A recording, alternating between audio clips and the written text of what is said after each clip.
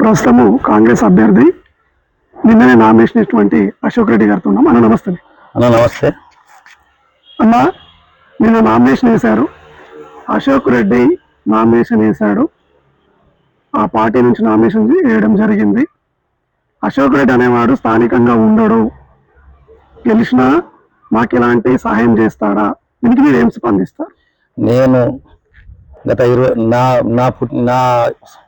నా వయసు 49 సంవత్సరాలు. నేను 14 సంవత్సరాల నుంచి రాజకీయాల్లో ఉన్నా. మా కుటుంబ నేపథ్యం మొత్తం రాజకీయాలనే ఉన్నది. మా ఇంటి నుండి ఒకరు మండల ప్రెసిడెంట్గా నిర్వహించారు. ఎల్ఎంబి బ్యాంక్ చైర్మన్ పాత 1981 నుంచి రాజకీయాల్లో మేము తెలుగుదేశంలో ఉన్నాము. టీఆర్ఎస్లో పనిచేసిన, వివిధ పార్టీలలో పనిచేసిన రాజకీయ అనుభవం ఉంది. రాజకీయ పదవి ఉన్నా లేకున్నా ఒక పనిచేసింది ఒకటే, అశోక్ రెడ్డి పిచ్చేడు గ్రామానికి. ఏ ఇతర వ్యక్తులు చేయలేదు. విజయరామారావు పీరియడ్లో కానీ సంజయ్ గారి పైన ఇల్లు కట్టేయడం జరిగింది, రోడ్లు వేపించడం జరిగింది. మొన్న టీఆర్ఎస్ ప్రభుత్వంలో కూడా నేను చేయించిన వ్యక్తులే సర్పంచులు ఉన్నారు. నేను అందరికీ అందుబాటులో ఉన్నా. ప్రజల కోరిక మేరకు ప్రజల గురించే నేను వచ్చి ఈ ఎలక్షన్లో పోటీ చేయడం జరిగింది. ప్రజలకు ఎల్లవెల్ల అందుబాటులో ఉన్నా. వాళ్ళకి ఏ సమస్య వచ్చినా, పోలీస్ స్టేషన్ కానీ, హాస్పిటల్ కానీ, ఏ అవసరాలు వచ్చినా వాళ్ళ అవసరాలు తీర్చినా. వాళ్ళు నన్ను రమ్మని కోరితేనే నాకు అవకాశం వచ్చింది, జనరల్ అవకాశం వచ్చింది. నీకు ఏ పదవి లేదు, గత 25 సంవత్సరాల నుంచి ప్రజలకు సేవ చేస్తున్నావు, నిలవడం అంటేనే నిలబడ్డాను. నేను వాళ్ళ ప్రజల కోరిక మేరకే నేను నిలబడ్డాను.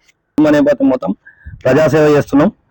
వివిధ మార్గాలలో ఉన్నా కానీ మేము పిలిచే ప్రజలను కంటికి రెప్పలా కాపాడుకున్నాం. అది పిలిచే ప్రజలందరికీ తెలుసు. కానీ అశోక్ రెడ్డి అనే వ్యక్తి ఒక న్యాయవాద వృత్తిలో ఉంది. సడన్ గా రాజకీయాల్లోకి వచ్చి, అంటే గతంలో కూడా మీరు అభ్యర్థులను బ్యాక్ సైడ్ ఉండి గెలిపించారు, సడన్ గా యూటర్న్ తీసుకోవడానికి కారణం ఏంటి? నేను అవకాశాలు చూసాను. నాకు గత 20 సంవత్సరాల నుంచి నేను రాజకీయాలలో ఉన్న, వివిధ పార్టీలో పనిచేసిన రాజకీయ అనుభవం ఉంది. నా మిత్రులందరినీ నేను ఒకరికి ఇప్పుడు వేరే పార్టీలో ఉన్నా, ఒకరికి జెడ్పీటీసీ టికెట్ ఇప్పించుకోగలిగిన, ఒకరిని ఎంపీపీ వైస్ ఎంపీపీ చేసిన నా అనుభవంతో నేను ఇప్పుడు సర్పంచ్కి నిలబడ్డా. ఎంబడే 4-5 ఉప సర్పంచులు ఉన్నారు, అందరికి అందుబాటులో ఉన్నా. వాళ్ళందరికీ నేను సేవ చేసిన. నాకు ఇలాంటి అవకాశం రాలేదు గత 25 సంవత్సరాల నుంచి. నాకు వచ్చింది, నేను గవర్నమెంట్ పీరియడ్గా, ప్రభుత్వ న్యాయవాదిగా పనిచేసిన, అడ్వకేట్గా పనిచేసిన. ఏది వచ్చినా పిలిచే ప్రజలకు అందుబాటులో ఉన్నా, పిలిచే ప్రజలకు సేవ చేసిన. ఏ ఆపద పడ్డా నేను వాళ్ళు ఒక చిన్న ఫోన్ కాల్ చేస్తే నేను మళ్ళీ రిటర్న్ చేసి స్పందించి పనిచేసిన, ఫోన్ కాల్ మీద పనిచేసిన. నా పిలిచే ప్రజలకు ఎల్లకాలం నేను అందుబాటులో ఉంటా. నేను రాజకీయాలకు నాకు జనరల్ వచ్చే అవకాశం వచ్చింది కాబట్టి నన్ను నిల్చోమంటే పిలిచే ప్రజల కోరిక మేరకు నేను నిల్చున్నా. వారందరికీ నేను ఎల్లవేళలా అందుబాటులో ఉంటా. వాళ్ళకి సేవ చేసుకోవడానికి నాకు ఒక అవకాశం కలిగించారు ప్రజలు. కానీ మీకు అభిమాని, కొత్తపల్లి ప్రభాకర్ అంటే అభిమాని, కానీ మీరు కనుక చూస్తే కాంగ్రెస్ నుంచి నామినేషన్ వేయడం జరిగింది.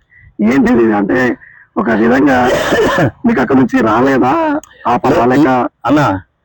నేను కొత్త ప్రభాకర్ రెడ్డి అభిమానిని వాస్తవమే, కానీ నాకు అవకాశం రాలేదు. నేను మొన్న ఎన్నికలల్లా నర్సారెడ్డి పిలుపు మేరకు నేను అభివృద్ధి చేద్దాం, రేవంత్ రెడ్డి గారు సంక్షేమ పథకాలు చేస్తుండు, డబుల్ బెడ్రూమ్ ఇల్లు కానీ, ఉచిత విద్యుత్ కానీ, మన ఫ్రీ బస్సు కానీ, గ్యాస్ సిలిండర్ కానీ, మొన్న పంచిన ఇంద్రమ్మ చీరలు, క్వాలిటీతో ఉన్న ఇంద్రమ్మ చీరలు. ఇంతకుముందు గతంలో లాగా బతుకమ్మ చీరలు వస్తే మన కోతుల బెదురుకు పెట్టినటువంటి ఇంద్రమ్మ చీరలు కాదు. రేవంత్ రెడ్డి చాలా స్టాండర్డ్ చీరలను పంపించేసి మీ అందరికీ తెలుసు. మన ఇప్పుడు సొంత స్థలాలలో ఇండ్లు కట్టుకుంటే ఎంత బాగున్నాయో మీకు తెలుసు. అప్పుడు డస్ట్ పోసి మన ఎవరు వెంకటరామరెడ్డి గారు ఎమ్మెల్సీ వాళ్ళ ఏజెన్సీలకు ఇచ్చి దుమ్ము పోసి కట్టిన ఇళ్ళ పాపం వాళ్ళు ఉరిసి మనం R&R కాలనీ ఊర్లలో మనం చూస్తున్నాం కదా. రేవంత్ రెడ్డి గారు చేస్తున్న ఇళ్ళ స్కీమ్ చాలా బాగుంది. అవన్నీ ఆకర్షితులకై అభివృద్ధి పథకాలు, రుణమాఫీ 2 లక్షల వరకు ఏ గవర్నమెంట్ రుణమాఫీ చేయలేదు. అవన్నీ అభివృద్ధి పథకాల నుంచి నర్సారెడ్డి గారి పిలుపు మేరకు నేను కాంగ్రెస్లో చేరిన. నాకు కొత్త ప్రభాకర్ రెడ్డి అంటే ఒక అభిమానము, మంచి రాజకీయ నాయకుడు కాదా. నేను టీఆర్ఎస్ పార్టీలో అవకాశం లేకపోతే రాలేదు. నాకు ఇప్పుడు కూడా ఆయనతో మంచి సాన్నిహిత సంబంధాలు ఉన్నాయి. నేను న్యాయవాది కాబట్టి నాకు అక్కడ దౌలతాబాద్ రాయపూల్ మండలకు చెప్పిన కేసులు నేనేమన్నా సార్ గారు చెప్తే చేస్తా, ఆయన అభిమానం మీద చేస్తా. కానీ దీనికి సంబంధం లేదు. రాజకీయం వేరు, వృత్తి వేరు. ఏది ఉన్నా నేను ప్రజల మనిషిని, ప్రజల కోరిక మేరకు నిలబడ్డా. నేను నాకు ఏ పార్టీ వారు వచ్చిన నాకు రాజకీయాలు నేను పట్టించుకోలేదు. వృత్తిలో అన్ని పార్టీల వారికి సమన్యాయంగా నేను కేసుల విషయంలో కానీ అన్ని విధాలా సరైన న్యాయం చేసిన. నేను నా అవకాశం ఉన్నంత వరకు ప్రజలకు సేవ చేసిన. అంటే మీ అభ్యర్థి కనుక చూస్తే ఒకే కుటుంబం నుంచి వచ్చారు మీరు కూడా. అంటే అక్కడ బీఆర్ఎస్ అభ్యర్థి కానీ మీరు కానీ ఒకే కుటుంబానికి సంబంధించిన వాళ్ళు కాబట్టి మీ మధ్యలో పోటీ ఎక్కువ ఉండబోతుందా? ఎవరికి అవకాశం వచ్చినా మాకిద్దరికి, అతను నిలబడ్డాయన కూడా మా కుటుంబానికి చెందిన వ్యక్తి. బీఆర్ఎస్ నుంచి నిలబడ్డా మా చిన్న నాయకుడు, ఆయన కూడా బీఆర్ఎస్ పార్టీకి చెందిన నుంచి నిలబడ్డాను. నేను కాంగ్రెస్ పార్టీ అవకాశం ఇచ్చింది కాబట్టి నేను నిలబడ్డా. దానికి ఏం లేదు, ఎవరు పార్టీ తరపున వాళ్ళు ప్రచారం చేసుకున్నారు. ప్రజలే అంతిమ నిర్ణేతలు.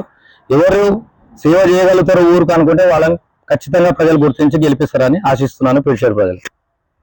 నేను పిచ్చేడు సర్పంచ్గా నిలబడదు ఎందుకంటే పిచ్చేడు గ్రామాన్ని మరింత అభివృద్ధి చేయడానికి 2014 నుంచి నేను టీఆర్ఎస్ లో ఉండి కూడా చాలా అభివృద్ధి పథకాలు కొత్త ప్రభాకర్ రెడ్డితో చేసి తీసుకొచ్చి గ్రామాన్ని డెవలప్ చేయడం జరిగింది.